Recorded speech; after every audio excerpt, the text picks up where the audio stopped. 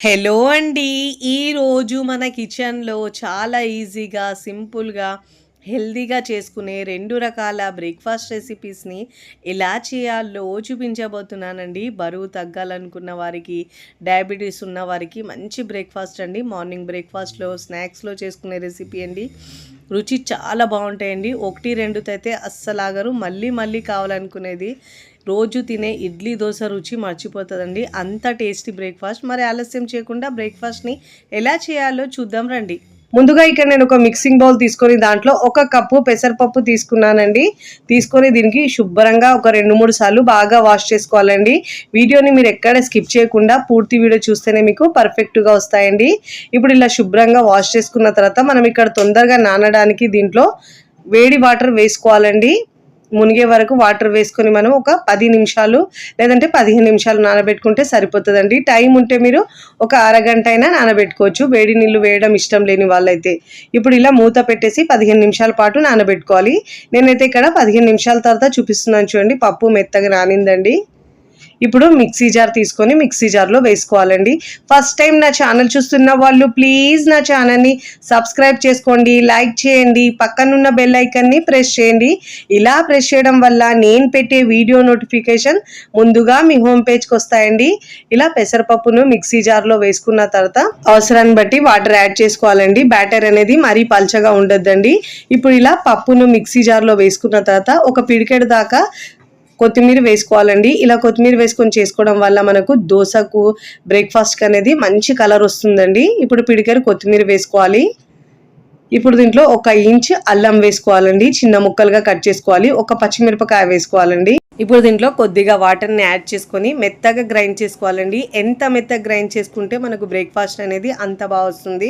ఇప్పుడు ఇలా గ్రైండ్ చేసుకున్న ఈ పిండిని మనం మిక్సింగ్ బౌల్‌లోకి తీసుకోవాలి. చూడండి ఇలా మనం కొత్తిమీర వేసుకున్నాం కాబట్టి బ్రేక్‌ఫాస్ట్ అనేది చూడండి కలర్ గ్రీన్‌గా వచ్చింది.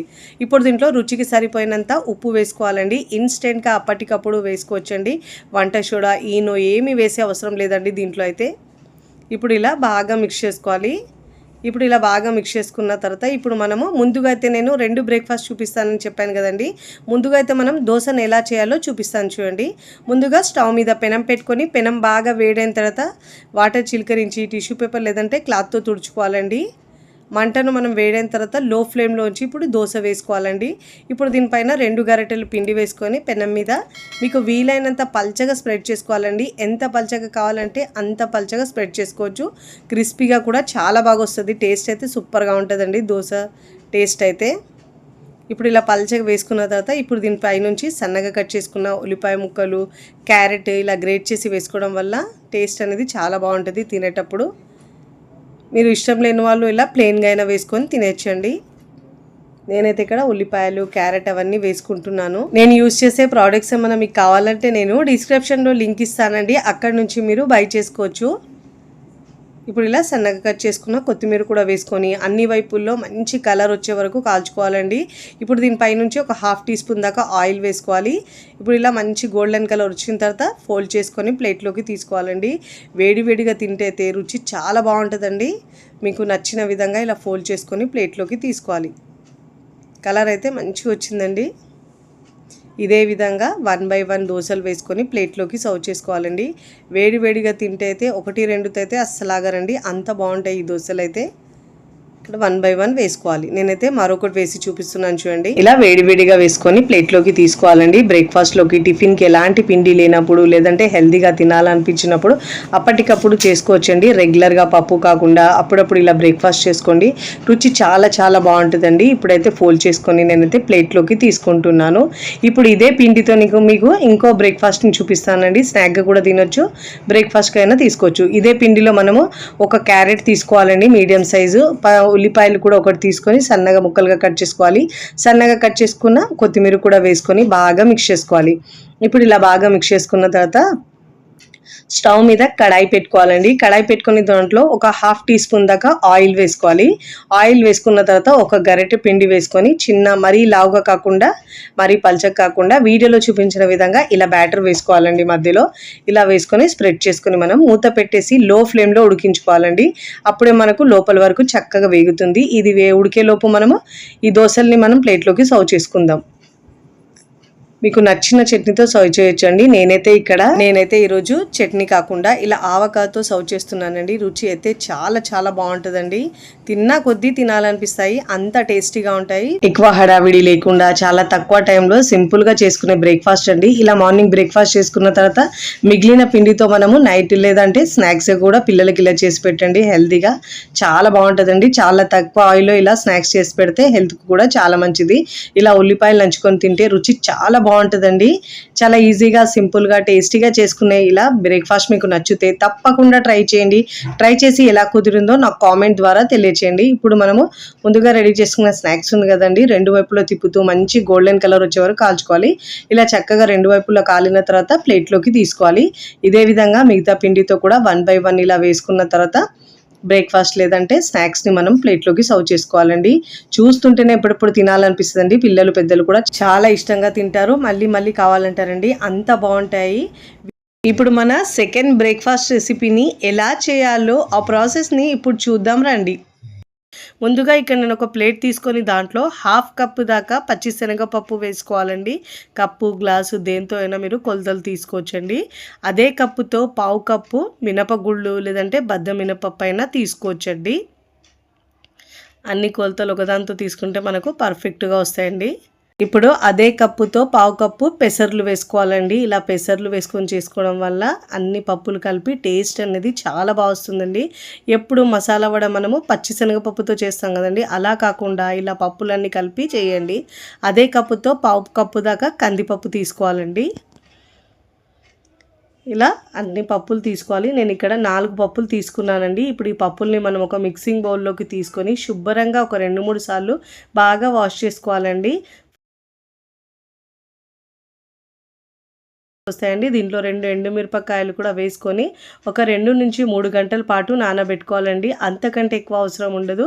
మార్నింగ్ లేవగానే ఇలా నానబెట్టుకుంటే మనకు బ్రేక్ఫాస్ట్ టైం వరకు పప్పులు చక్కగా నానిపోతాయండి. ఇలా నానిన పప్పును మనము ఇలా స్టెయినర్లో వేసుకుంటే ఎక్స్ట్రా వాటర్ ఏమైనా ఉంటే కిందికి వచ్చేస్తుందండి. దీంట్లో నుంచి ఒక టేబుల్ స్పూన్ దాకా నేను పప్పుల్ని పక్కకు పెట్టుకుంటున్నానండి.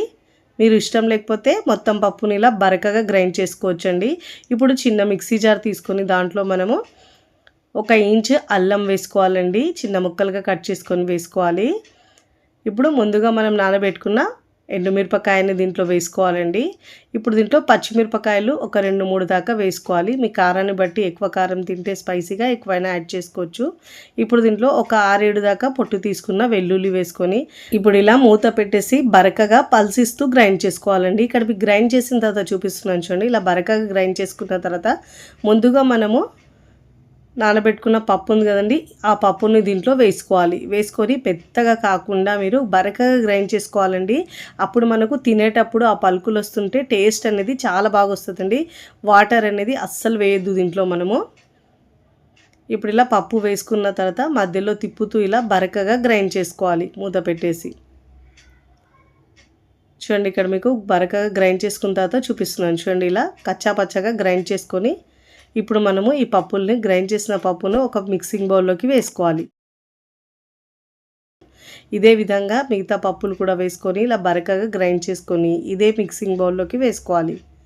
చూడండి, ఇలా నేను వీడియోలో చూపించిన వాటర్ అనేది అస్సలు వేయలేదండి దీంట్లో అయితే. ఇలా గ్రైండ్ చేసుకున్న పప్పుల్ని మిక్సింగ్ బౌల్లోకి వేసుకున్న తర్వాత దీంట్లో ఇప్పుడు మనం ముందుగా నానబెట్టుకున్న పప్పుల్ని వేసుకోవాలండి. మనం ఒక టేబుల్ స్పూన్ దాకా ఉంచుకున్నాం కదండి, ఆ పప్పు దీంట్లో వేసుకోవాలి. ఇప్పుడు దీంట్లో ఒక 1/2 టీ స్పూన్ దాకా పసుపు వేసుకోవాలండి. ఇప్పుడు దీంట్లో రుచికి సరిపోయినంత ఉప్పు వేసుకోవాలండి. ఉప్పు కారం అనేది మీ టేస్ట్ని బట్టి యాడ్ చేసుకోండి. కారం ఎక్కువ తింటే ఎక్కువైనా యాడ్ చేసుకోవచ్చు, తక్కువ అంటే తక్కువ. ఇదైతే నార్మల్గా ఉంటుందండి. ఇప్పుడు దీంట్లో సన్నగా కట్ చేసుకున్న 9 నుంచి 10 దాకా కరివేపాకు ఆకుల్ని ఇలా సన్నగా కట్ చేసుకొని వేసుకోవాలండి. ఇలా కట్ చేసుకున్న తర్వాత ఒక 1/2 కప్పు దాకా సన్నగా కట్ చేసుకున్న ఉల్లిపాయ ముక్కలు వేసుకోవాలి. ఇప్పుడు ఇలా వేసుకున్న తర్వాత దీంట్లో గరం మసాలా ఒక 1/2 టీ స్పూన్ దాకా వేసుకోవాలండి. ఇలా మసాలా వేసుకోవడం వల్ల టేస్ట్ అనేది చాలా బాగా వస్తుంది. ఇక్కడ మంచి అరుగుదల కోసం ఒక 1/2 టీ స్పూన్ దాకా ఇంగువ వేసుకోవాలండి. ఇంగువ ఫ్లేవర్ చాలా బాగుంటుంది దీంట్లో. పైన లేయర్ మనకు క్రిస్పీగా రావడానికి దీంట్లో ఒక 2 నుంచి 3 టేబుల్ స్పూన్ దాకా బియ్యం పిండి వేసుకోవాలండి. ఇలా బియ్యపిండి వేసుకోవడం వల్ల మనకు క్రిస్పీగా వస్తుంది పైన లేయర్. ఒకవేళ ఇష్టం లేని వాళ్ళు స్కిప్ చేసినా పర్వాలేదు, కానీ పైన లేయర్ క్రిస్పీగా రావాలంటే ఇలా బియ్యపిండి వేసుకుంటే టేస్ట్ అనేది చాలా బాగుంటుందండి. ఇప్పుడు ఇలా బాగా పిండిలో మిక్స్ చేసుకోవాలి. ఇలా బియ్యపిండి వేసుకున్న తర్వాత బాగా మిక్స్ చేసుకోవాలి. ఇప్పుడు ఇలా బాగా మిక్స్ చేసుకున్న తర్వాత చిన్న చిన్న మీడియం సైజులో ఇలా ఉండల్లాగా చేసుకొని మనము ఇలా వడల్లా ఒత్తుకోవాలండి. చాలా ఈజీగా చేసుకోవచ్చండి. సాయంత్రం పూట పిల్లలకు స్నాక్ కూడా చేసుకోవచ్చు, లేదంటే మార్నింగ్ బ్రేక్ఫాస్ట్లో కూడా చేసుకోవచ్చు. మరీ లావుగా కాకుండా మరీ పల్చగా కాకుండా మీడియంగా ఇలా ఎడ్జెస్లో పగుళ్ళు లేకుండా ఇలా ప్రెస్ చేస్తూ తీసుకోవాలి. ఇలా టిక్కీ షేప్లో చేసుకోవాలండి. ఇప్పుడు డీప్ ఫ్రైకి సరిపోయినంత ఆయిల్ తీసుకొని ఆయిల్ బాగా వేడైన తర్వాత ఒక వాయికి సరిపోయినంత చేసుకోవాలండి. నేను ఒక 5 దాకా చేసుకున్నాను. ఇప్పుడు మంటను లో ఫ్లేమ్లో ఉంచాలి. వేసేటప్పుడు ఇలా మంటను లో ఫ్లేమ్లోంచి మీకు ప్యాన్లో ఎన్ని పడితే అన్ని వేసుకోవాలండి. ఇలా చక్కగా ఒకవైపు ఫ్రై అయిన తర్వాత మరోవైపుకి తిప్పుకోవాలి. 2 వైపుల్లో తిప్పుతూ మంచిగా ఫ్రై చేసుకోవాలండి. మంటను మాత్రం మీడియం టు లో ఫ్లేమ్లోనే ఉంచాలండి. హై ఫ్లేమ్లో ఉంచితే పైన కలర్ వచ్చేసి లోపల పచ్చి పచ్చిగా అలానే ఉంటుంది, క్రిస్పీగా కూడా ఫ్రై అవ్వదండి. ఇలా మంటను మనం మీడియం ఫ్లేమ్లోంచి బాగా అన్ని వైపుల్లో తిప్పుతూ మంచి గోల్డెన్ కలర్ వచ్చే వరకు ఫ్రై చేసుకోవాలి. ఇలా మంచి గోల్డెన్ కలర్ వచ్చిన తర్వాత జాలి గరిటెలో తీసుకొని ప్లేట్లోకి తీసుకోవాలి. ఆయిల్ కూడా చాలా తక్కువ పీలుస్తాయండి. ఇదే విధంగా మిగతా పిండితో కూడా ఒకవైపు చేస్తూ మరోవైపు ఇలా మనం ప్లేట్లోకి తీసుకొని ఫ్రై చేసుకోవాలి. 1 బై 1 ఇలా ఫ్రై చేసుకొని ప్లేట్లోకి తీసుకోవాలి. చాలా ఈజీగా సింపుల్గా టేస్టీగా చేసుకునే ఈ పప్పు వడలు మీకు నచ్చితే తప్పకుండా ట్రై చేయండి. ట్రై చేసి మీ అభిప్రాయాన్ని నాకు కామెంట్ ద్వారా తెలియచేయండి. ఇప్పుడు నేనైతే సర్వింగ్ ప్లేట్లోకి సర్వ్ చేసుకుంటున్నాను. చూస్తుంటేనే ఎప్పుడెప్పుడు తినాలనిపిస్తుందండి. ఇలా చేసి పెడితే పిల్లలు పెద్దలు కూడా చాలా ఇష్టంగా తింటారు, మళ్ళీ మళ్ళీ కావాలంటారండి. అంత టేస్టీగా ఉంటుంది. రెగ్యులర్గా చేసే ఇడ్లీ దోశలు కాకుండా అప్పుడప్పుడు ఇలా మసాలా అన్ని పప్పులు కలిపి మసాలా వడలు చేయండి. రుచి చాలా బాగుంటుందండి. తిన్నా కొద్దీ తినాలనిపిస్తాయి. ఇక్కడ మీకు ఒకటి తుంచి చూపిస్తాను చూడండి, ఎంత క్రిస్పీగా వచ్చి పైన లేయర్ క్రిస్పీగా లోపల సాఫ్ట్గా ఎన్ని తిన్నా కానీ ఇంకా తినాలనిపిస్తాయండి. అంత టేస్టీగా ఉంటాయి. నేనైతే టమాటో కెచప్తో సర్వ్ చేస్తున్నాను. మార్నింగ్ బ్రేక్ఫాస్ట్లోకి అయితే మీరు చట్నీతో సర్వ్ చేయొచ్చు. వీడియోని లైక్ చేయండి, లైక్ చేసి హై బటన్ని నొక్కండి. ఫ్రెండ్స్ ఫ్యామిలీకి షేర్ చేయండి. మరికొన్ని టేస్టీ సింపుల్ క్విక్ రెసిపీస్ కోసం నా ఛానల్ని సబ్స్క్రైబ్ చేసుకోండి. Thanks for watching. బాయ్.